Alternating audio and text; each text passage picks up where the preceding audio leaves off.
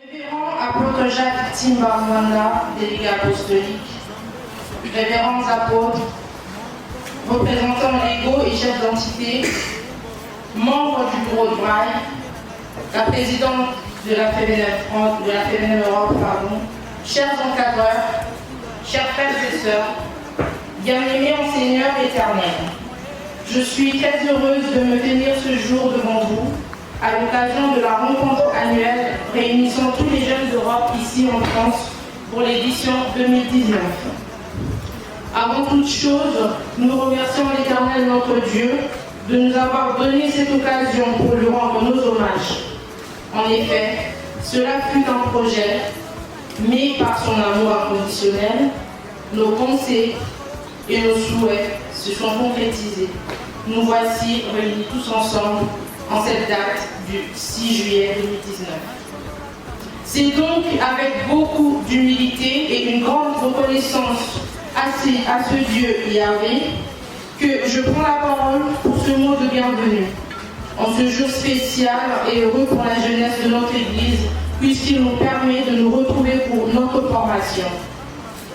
Nos remerciements les plus honorables au prophète de l'Éternel Dieu, en la personne de Dizolé Lempungu Isaac, par qui cette parole de KCC nous est parvenue. Distingués sont nos remerciements, se tournant également aux délégués apostoliques et aux différentes personnalités qui nous accompagnent aujourd'hui. Puis, nous saluons la confiance et la considération témoignée par nos encadreurs d'Europe vis-à-vis de notre GVNM France pour cet événement grandiose qui se déroule ici. Nous saluons également la représentation légale de l'Église de France et tous ses collaborateurs pour le soutien spirituel et matériel dont ils ont fait preuve pour la réussite de cette rencontre.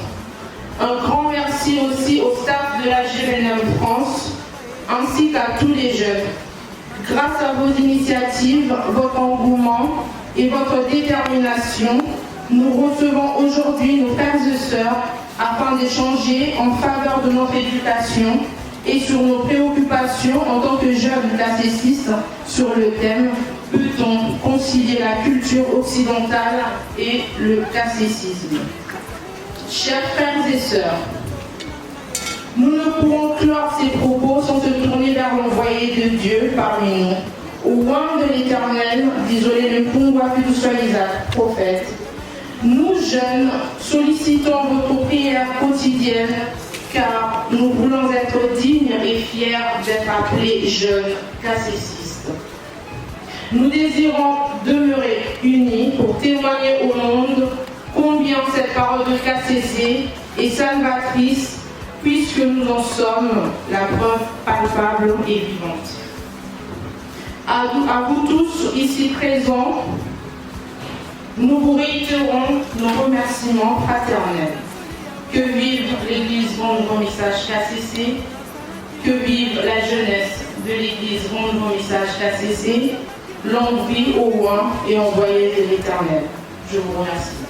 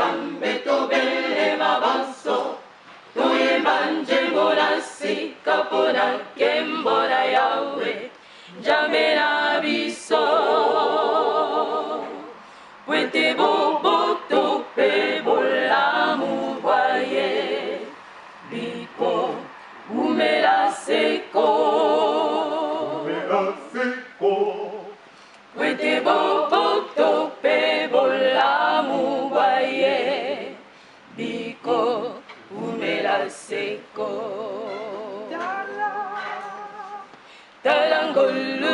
Yahweh mojali komorana katina bisoli botana ye tango iso ela moko tojali kotatula Yahweh jambe ojali malamu Sanjolama libela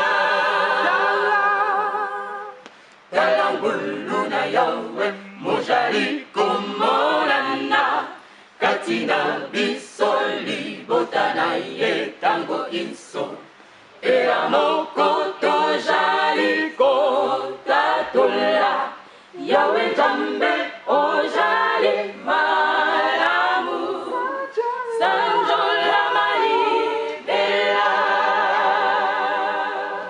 Alleluia Alleluia Alleluia Alleluia Alleluia Alleluia Mokonji namba konji sanjolama Alleluia Alleluia Alleluia Alleluia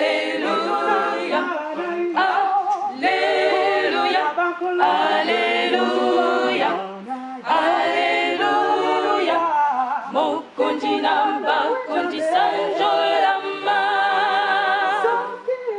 Alleluia Alleluia Alleluia Alleluia Alleluia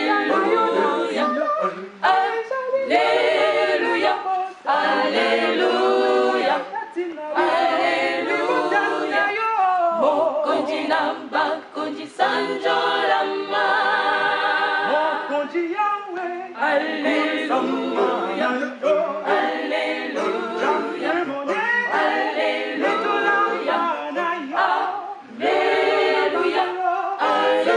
Alleluia Alleluia Mokonji namba konji sanjolama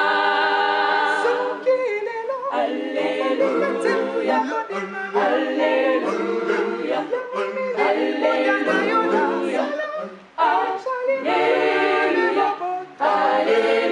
Alleluia Alleluia Mokonji namba konji sanjolama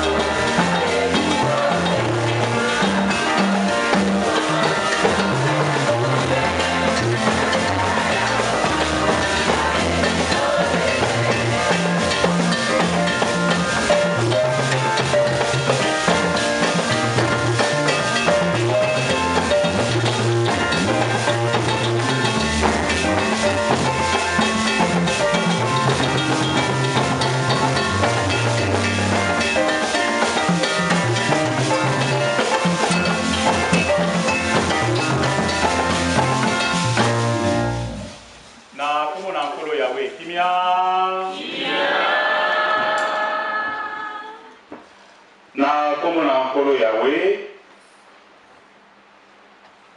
tokozwa ma komani na Yahweh na mokanda ya yango ya Mose tokotanga na Genèse chapitre 11 tobandi na premier verset kino na 8e. We're going to read from the book of Genesis, chapter 11, verse 1 to 8.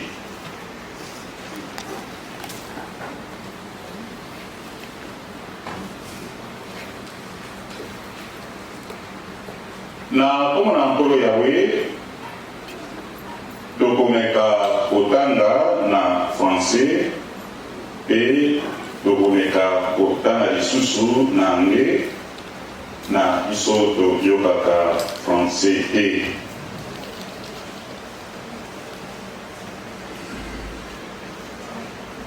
les Écritures en français et libérées comme suit. Genèse 11, 1 à 8. Toute la terre avait une même langue et des paroles semblables. Or, en immigrant de l'Orient, les hommes avaient trouvé une vallée dans les pays de Sénar et s'y étaient arrêtés. Ils se dirent l'un à l'autre: ça, préparons des briques et cuisons-les au feu. Et la brique leur tint liés des pierres et les bitumes des mortiers. Il dit: allons, bâtissons-nous une ville et une tour dont les sommets atteignent les ciels. Faisons-nous un établissement durable pour ne pas nous disperser sur toute la face de la terre. Le Seigneur descendit sur la terre pour voir la ville et la tour qui bâtissaient les fils de l'homme. Et il dit: voici un peuple uni, tout ayant une même langue. C'est ainsi qu'ils ont pu commencer leur entreprise. Et dès lors, tout ce qu'ils ont projeté les réussira également. Or, ça, paraissons, et ici même, confondons leur langue, de sorte que l'un n'attende pas le langage de l'autre. Le Seigneur les dispersa donc des saliers sur toute la face de la terre, les hommes ayant renoncé à bâtir la ville. The reading in English is as follows. Chapter Genesis 11, 1-8. The whole earth was of one language and of common purpose. And it came to pass, when they migrated from the east, they found a valley in the land of Shinar and settled there. They said to one another, come, let us make bricks and burn them in fire. And the bricks served them as stones, and the battlements served them as mortar. And they said, come, let us build us a city and a tower with its top in the heavens, and let us make a name for ourselves, lest we be dispersed across the whole earth. Hashem descended to look at the city and tower that the sons of man built. And Hashem said, behold, they are one people with one language for all. And this they begin to do. And now, should it not be withheld from them all they propose to do? Come, let us descend and there confuse their language, and they should not understand one another's language. And Hashem dispersed them from there over the face of the whole earth, and they stopped building the city. Pour procéder de Nebi Hollandais bazali awa, ba allemand bazali awa, ba anglais bazali awa. Alors, toko saela na lingala na edite we lingala yango toko yo akabiso nyonso. Na kona nkolo yawe ya solo to sili kolanda histoire oyo ezalaki na juste après érige na ntango ya Noa. Yahweh tango ayaki kodétruire mokili na ye to na mokili ya ntango wana na baoyo babikisamaki ezalaki Noa mpe libota na ye tokozonga nsima te. Alors toyebi Noa mwasi na ye na bana na ye mpe bana basi ya bana na ye oui basalaki libota wana ekolaki. Ntango ekolaki bango bapanzanaki. Alors ntango bapanzani babandaki kosenigre kuna bakomaki na vale ya Shinar. Ntango bakomi kuna vraiment bamonaki ete ezalaki terrain ya malamu ete bango bafanda. Alors kuna ntango bafandi bakanisi ete babi vraiment ndenge tozali kotambola ezali malamu te. Ekozala malamu totonga totonga établissement moko ya molai oyo songe nango ti kuna na lola. Alors basalaki oyo basalaki bazwaki batwiki batumbaki yango po ete ezala eservir bango comme mabanga. Bazwi mpe potopoto ya mwindu kuna eservi bango mpona potopoto po ete batonga établissement wana malamu. Donc ezalaki structure moko bazalaki na projet moko ya monene. Alors kuna ntango balobi bongo ezali na mabe te, mais balobi ete po ezala monument mpona grandeur ya nkombo na bango ete bapanzana lisusu te, batongi malamu. Mais Yahweh ntango amoni ke bato oyo bazali na langage moko. Oui, ntango wana bazali na langage moko bazalaki kose comprendre vraiment tout ezalaki malamu. Yahweh mais soki baoyo bazokoka kosala likambo boye eloko moko te ekozala impossible epai na bango. Tika ete tokita topanza bango ete structure oyo bazali kosala esalema lisusu. Ceux qui m'ont été po ete esalama lisusu te totala malamu.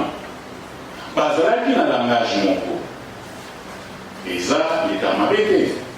Kozala na langage moko eza likamabe te. Mais pourquoi Yahweh faut agita à disperser bango, à arrêter projet ya monene oyo ezalaki na bango kotonga structure ezali likambo malamu ezali encourageant. Yahweh pa alingi bongo to progresser. Yahweh aza te ke non Yahweh aza na esprit ya freinage te, non, au contraire Yahweh aza na esprit ya progrès. Mais pourquoi il faut arrêter projet oyo zalaki kosala na ndeko wana oyo bazalaki kotonga tour de Babel? Tolanda malamu likambo moko ezali wana. Malgré projet na bango ezalaki malamu, malgré likambo na bango ezalaki malamu, mais bayaki kobebisa esika moko. Bango balobi ete batonga monument pour honneur ya Congo na bango place babebisaki yango wana place babebisaki yango wana Yawe akolingaka te ete nkembo mpe lokumu na ye ekende na moto ete oyo eza esika na ye ekende na moto. Allez, comme conséquence alobi ete non arrêter projet wana Nzambe ya solo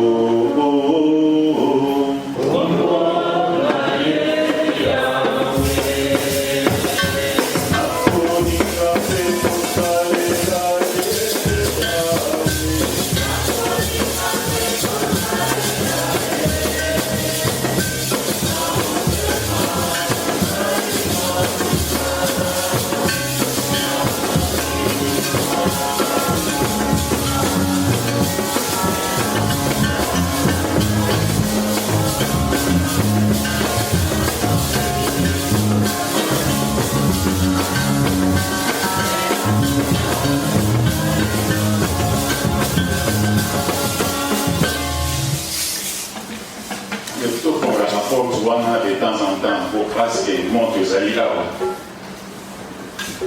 na comme on a encore Yahweh to sili komona likanisia malamu oyo ezalaki na bandeko oyo bazalaki kotonga tour de Babel et arrêté kaka ndenge wana mpona bango bazalaki na objectif mpona bango moko kaka mpona lokumu ya bango totala mpe biso lokola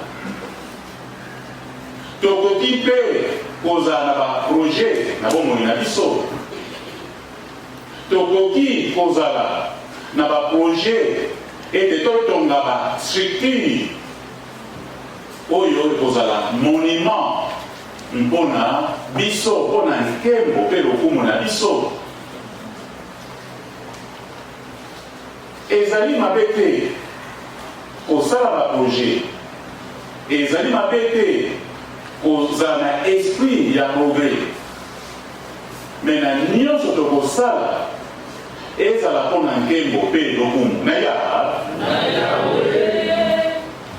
ezala mpona nkembo mpe lokumu na Yawe oyo ekosepelisa Yawe to asocie Yawe biso bilenge tozali kokola tozali na makambo mingi tozali kokutana mpe na makambo mingi me toyeba ete tokoki kotia Yawe à l'écart te tokoki kotia Yawe à côté te Yawe esengeli aza na biso ntango nyonso soki tolingi réussite na misala na biso soki tolingi réussite na nyonso tokosala toinvite Yawe na bomoi na bili na biso Yawe fo azala mpe ekozala malamu te tosala likambo oyo ekosepelisa Yawe te ete Yawe alobi ete ngai nazali kokita ete projet oyo réussir te non ezali malamu te mais au contraire nyonso kosala mpona nkembo mpe lokumu na ye tozali na modele mosakoli isolé apesi biso modele na modele apesi biso kuna toyebi yango ete quel que soit miracle moto azali kosala akoki kozala nzambe te mosakoli azali kotalisa biso nzambe se moko azali kotalisa biso nzambe oyo te to okuna te atalisi biso Yawe amitié place ya Yahweh. Mais ye azali kotalisa biso.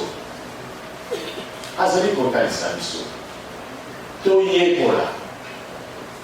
Na oyo mobula mingi na Yahweh azali kotalisa biso même na etamboli na ye. Biso tokoki kodefa etamboli mosusu soki tokoki kodefa etamboli ya mokili te oyo tozali komona peut-être na ba YouTube oyo tozali komona na bajane na biso oyo tozali komona toadopte yango tokomisi yango comme identité na biso. Non, wana nde ezali grave, wana nde wapi Yahweh ayini. Ntango tosali likambo tosali tokomisa lokola identité na biso, lolenge na biso ekomi monument mpona nkembo mpe lokumu na biso esepelisi Yahweh te. Yango bandeko oyo erreur basalaki ezalaki erreur ya makasi. Soki consacré structure oyo na Yahweh, est-ce que Yahweh alingasilika? Alingasilika te. Au contraire, alingaki kosepela ete structure oyo basali yango mpona honneur na ngai, basali yango mpona nkembo mpe lokumu na ngai. Toyekola na yango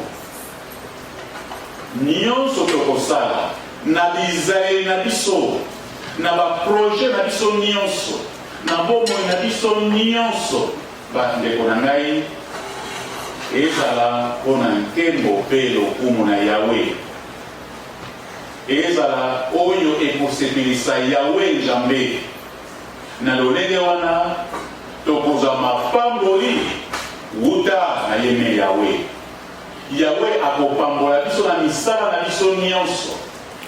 Yahweh akopambola biso na baproje na biso nyonso. Pamba te tokonsakre yango epai na ye, ezali mpona nkembo mpe lokumu na ye. Tozolanda ye.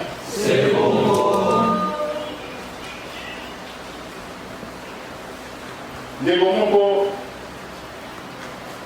ye aye kosomba chaussure na ye. Chaussure oyo ezokokute na valeur ya plus de 1000 euros. Yalobi chaussure wana chaussure azopesa yango ndamu. Chaussure eza nango mabe te. Eza na chaussure malamu. Oui, eza nango mabe te, eza malamu. Mais ntango ke okomi kosakrifie makambo mosusu oyo ezali important po kaka ozokuka chaussure wana oyo eza na prix wana, sans le savoir, oui, ozokoremplace chaussure wana ekomi lokola nzambe na yo, ekomi lokola nzambe na yo, okomi koadore yango, ezali kozwa esika na yango malgré eza nango mabe te. Mais ntango ke okomi kopesa yango importance makasi, ntango ke okomi kokumisa yango, ezali ba erreur oyo ezali komona, oyo ezali komona. Non, Yahweh alingi bongo te.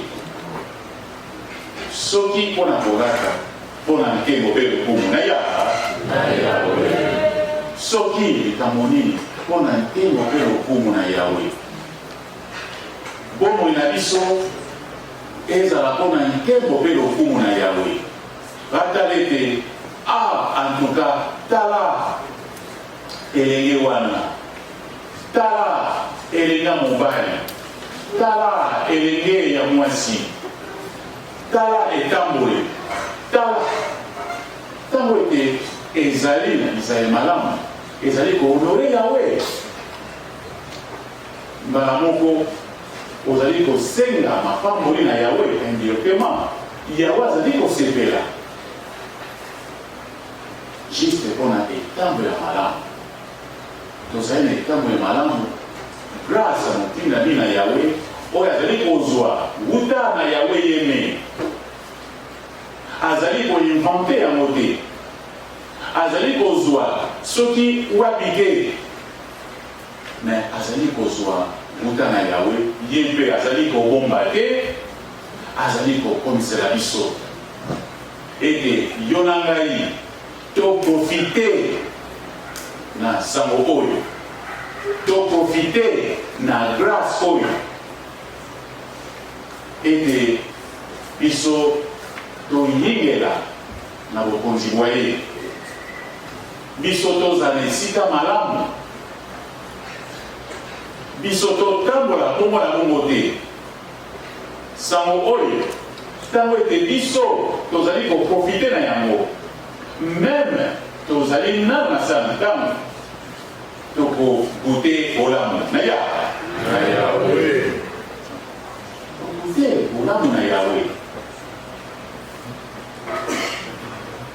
bandeko na ngai tozali kosilisa na biso toyeba ete biso na etambo na biso na nyonso tokosala eforme structure wana ezala monument mpona nkembo mpe lokumu na yawe mokili na lolenge wana yawe akosepela na biso yawe akonokisa biso mapamboli yawe akosepela na biso mpe yawe akonokisa biso mapamboli na nyonso tokosala réussite ekozala pamba te yeme yawe azali na biso elongo tika ezala bongo na nkombo na ye mosantu amen. Yaka nkolo yawe na nkombo na yo mosantu. Au nom de l'Éternel Dieu, la prédication de cet après-midi, c'était tiré dans les livres de Genèse, au chapitre 11, du 1er jusqu'au 8e verset. Nous avons tous suivi la lecture qui a été faite en français dès le départ. Ça concerne l'histoire du peuple d'Israël de cette époque. Vous avez pris une résolution de bâtir une cité pour qu'il ne se disperse pas partout dans la terre. Quand nous avons suivi les exemples de développement, c'était quoi le problème? Ils ont voulu faire cela pour leur propre honneur, pour qu'ils se retrouvent ensemble. Malheureusement, dans tout ce qu'ils avaient comme projet, à aucun moment ils avaient confié ça à l'Éternel Dieu. Donc Dieu n'était pas dans cette entreprise. Ils ont eu des idées, nous allons bâtir la terre, nous allons faire en sorte de bâtir la cité pour que nous puissions rester ensemble. Et tout ça c'était possible parce qu'ils avaient tous une seule langue. Ils parlaient tous la même langue. Et c'était possible pour eux, ils ont commencé à le faire.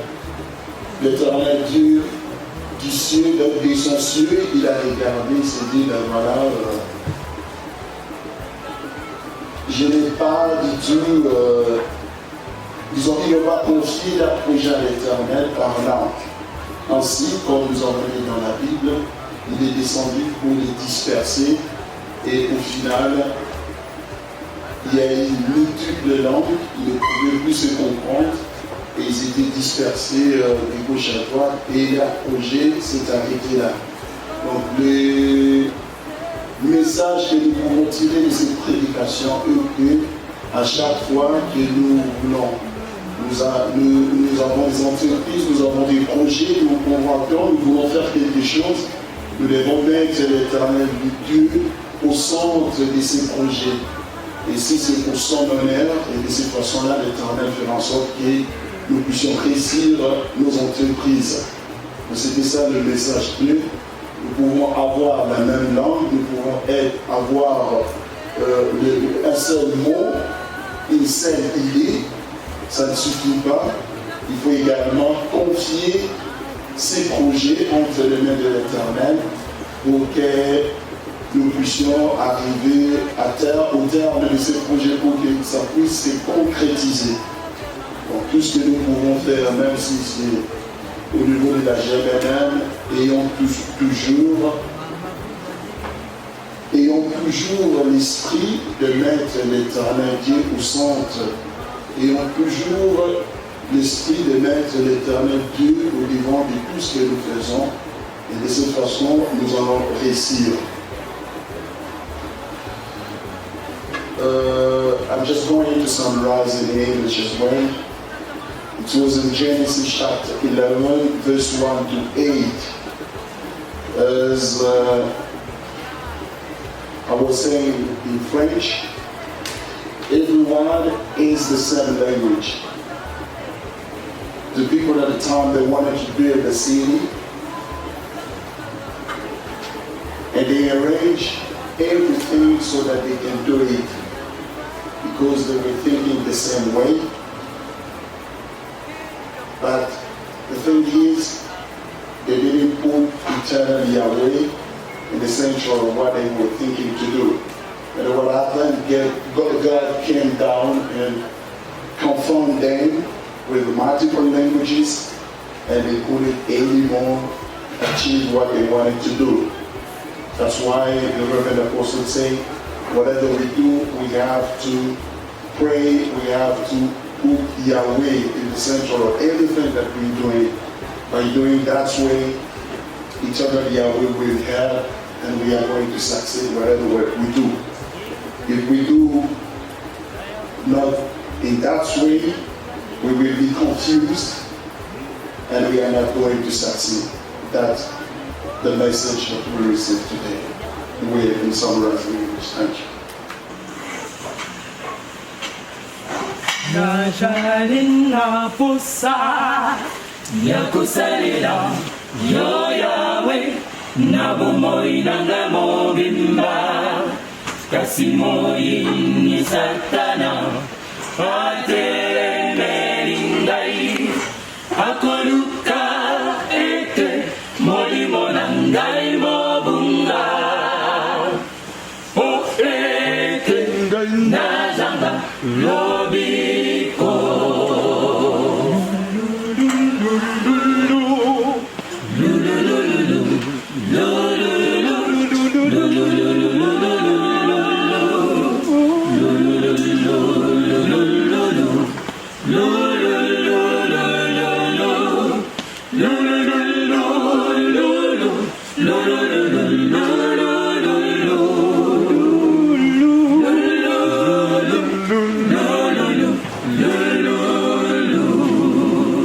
Najalina posa yakusalela yo Yahweh nabumoi nanga mobimba kasimoi ni satana akemelingai akoluka ete molimo nangai mobunga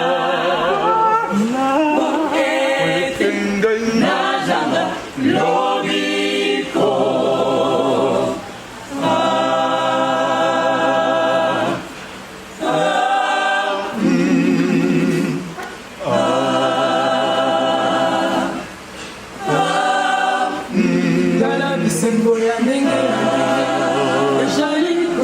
Sangai ona bunganjera olati sanga bole na musala na yo Yahweh ekomi sanga molimo mabe yakobuka kami beko na yo tango elati sanga molimo ya zuwa yango etinaka na konga bana nangai moko na kokokate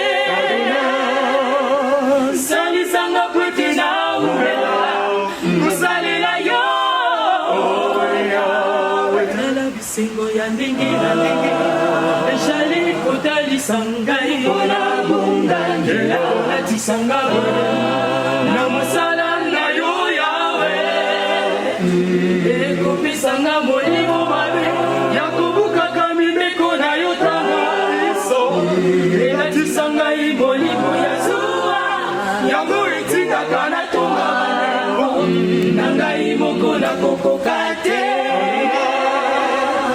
salisanga kwete na ungela kosalela yo singanga mpona umela kosalela yo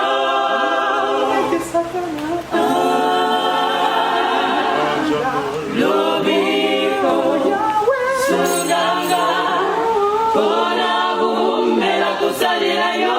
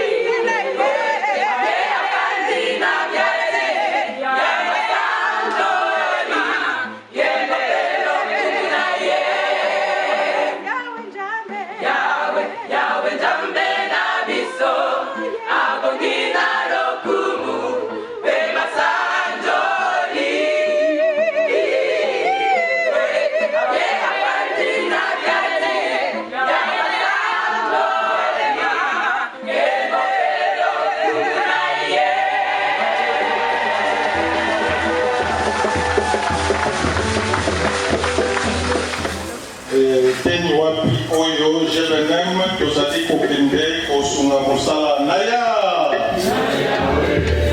toyebi eleko yango tosalaka lolenge nini kuna tokosenga bakambi ya chaque entité baya liboso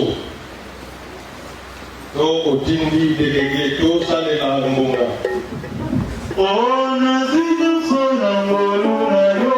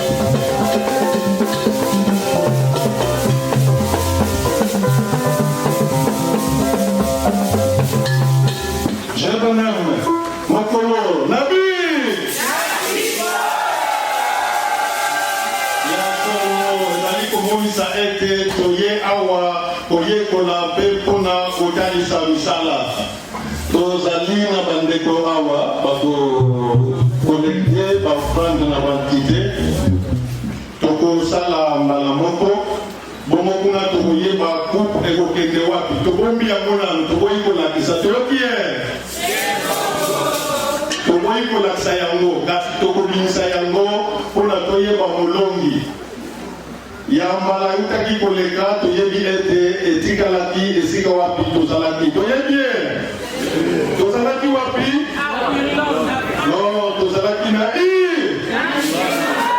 bango nde bato basimbi yango mikolo oyo soki mpe bakozonga na yango toyebi te Nzambe na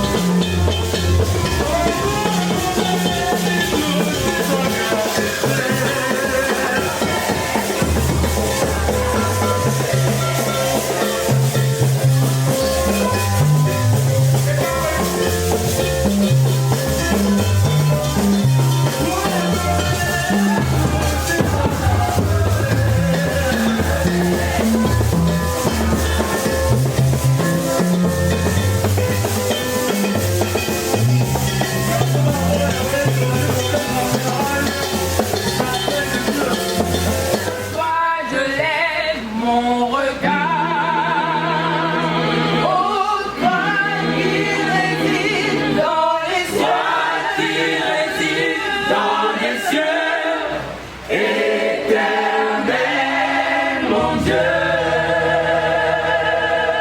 Vers toi je lève mon regard. Ô toi qui réside dans les cieux. Toi qui réside dans les cieux. Éternel, mon Dieu. Voir de même que les yeux des esclaves sont tournés vers la main de leur maître. Ainsi, mes yeux sont tournés vers toi, l'Éternel, notre Dieu, jusqu'à ce que tu nous aies pris en pitié.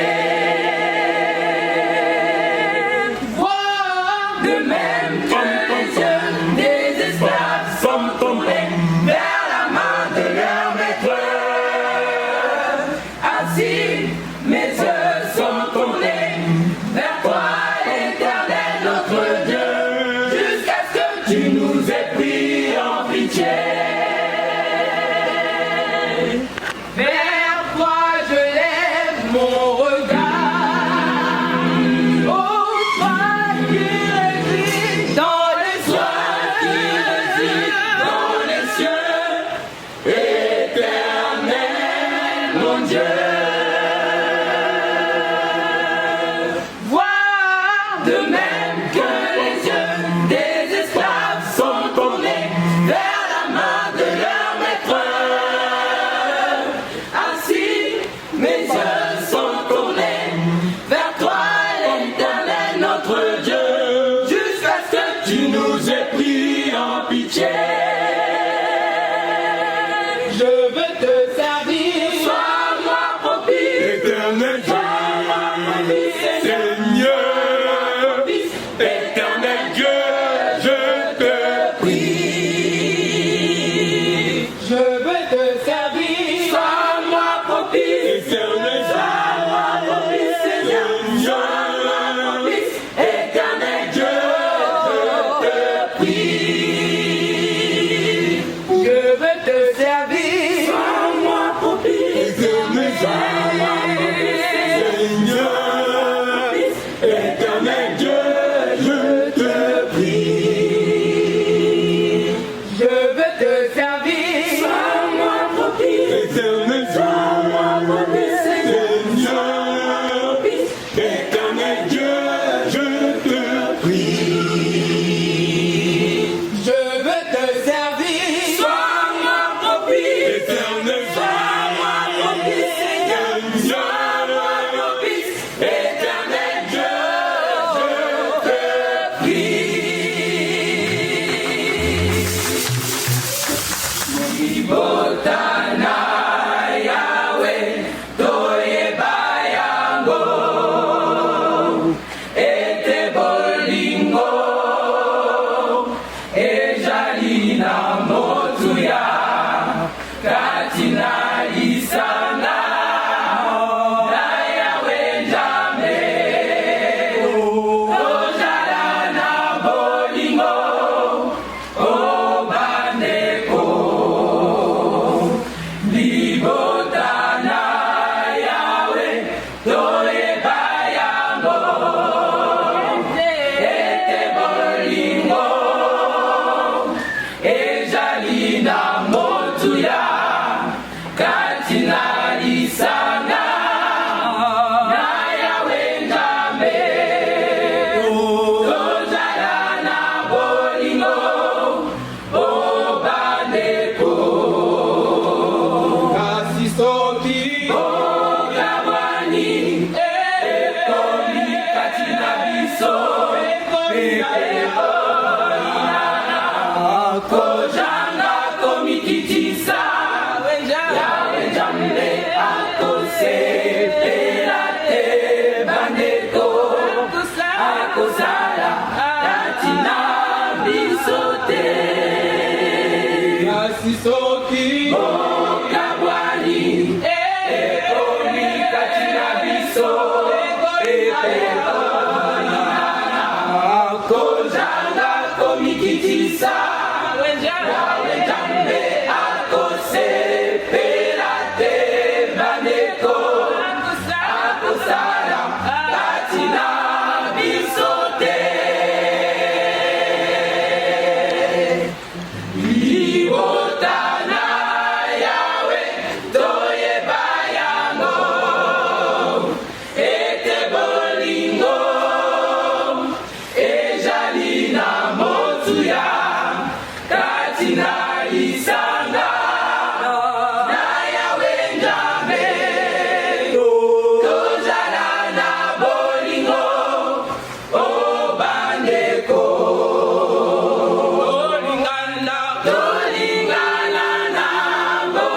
bolingo ya solo bolingo ezipaka mabe atinali botana yawe jambe maka bandolibe